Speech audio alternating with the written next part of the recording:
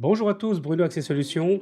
J'ai le plaisir aujourd'hui de vous présenter un nouveau clavier de la gamme XL Print du fabricant Logic Keyboard.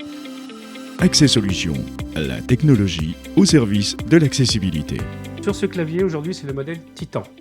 Le modèle Titan, il existe en modèle version PC ou en version Mac. C'est la force des claviers qu'on vous présente. Ce sont des gros caractères.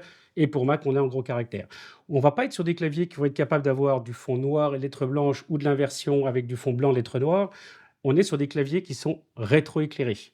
Donc, ils seront toujours fond noir et les LED vont être rétroéclairés. Le rétroéclairage, il va se faire de différentes façons. Étant donné qu'on va être connecté là, à l'ordinateur en filaire, on est uniquement connecté avec un câble USB-C vers un USB-C. Et pour ceux qui connaissent un peu les claviers XL Print, il existe le rétroéclairé que l'on propose depuis déjà pas mal d'années, qui est très apprécié. La grande différence, c'est que sur le rétroéclairé, il y a deux câbles USB qu'il faut brancher sur l'ordinateur.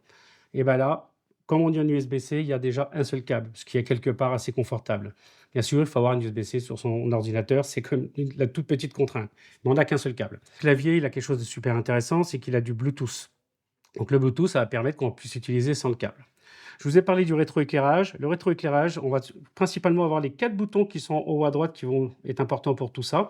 Pour le rétroéclairage, on part donc en partant de la gauche et on va appuyer sur le petit bouton de droite. 1, 2, 3, 4, voilà. Comme vous voyez, on a différents taux d'éclairage et ça, c'est quand même plutôt agréable. Là, on est dans une pièce qui est très éclairée, donc peut-être que ça peut être un peu juste pour certaines personnes, mais je peux vous garantir que dans une pièce normale qui n'a pas un gros éclairage, c'est vraiment très reposant.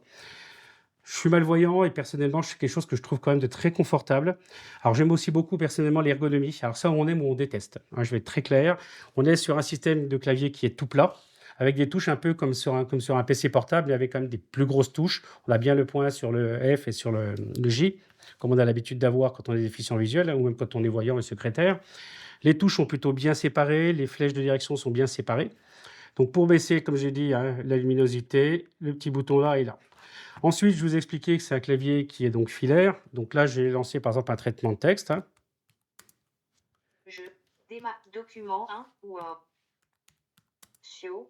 Oh, Sio c'est vide. Sio. alors. Vide. Je vous fais une. Le. Donc là, je suis en train de taper. Mon clavier, comme vous entendez, ça fonctionne bien. J'ai une synthèse vocale. Vous ne voyez pas l'écran, vous vous rendez compte qu'on tape bien avec le clavier.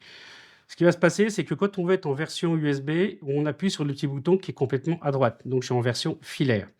J'ai besoin de passer en version Bluetooth. Alors, bien sûr, je l'ai préalablement connecté. Donc, j'ai été dans les périphériques Bluetooth de mon ordinateur. Sur le clavier ici, vous avez le bouton arrêt-marche du clavier. Donc, ça, c'est important.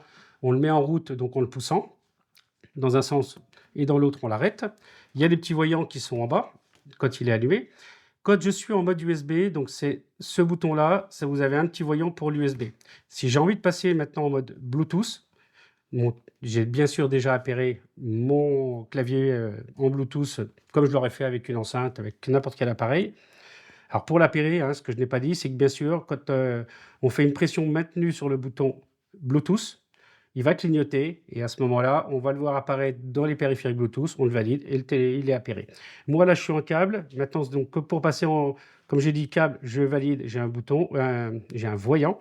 Je valide sur le deuxième qui est Bluetooth. Par exemple, là, je vais retirer mon câble et là, on va voir. Bonjour. Voilà, vous avez entendu, il vient de taper et je n'ai pas de câble, donc je suis bien en Bluetooth. Donc on passe tout simplement de l'un à l'autre en basculant avec le bouton USB ou le bouton Bluetooth. L'intérêt aussi quand on l'utilise en USB, c'est que ça recharge en même temps le clavier. Savoir qu'on a quand même pas mal d'heures d'autonomie, hein. Je n'ai pas fait de test précis. Je peux vous dire que je fais une journée de travail sans aucun problème et à mon avis beaucoup plus que ça. Moi par habitude le soir, souvent je le rebranche, comme ça je sais que j'ai toujours un clavier qui est fonctionnel, prêt à travailler. Ça c'est vraiment simple. Voilà. Donc, comme je vous ai dit, il existe aussi en version Mac. La seule différence qu'on aura, c'est les touches, hein, bien sûr. On aura la place du Alt, on aura la touche commande chez Apple, mais les différences vont être là.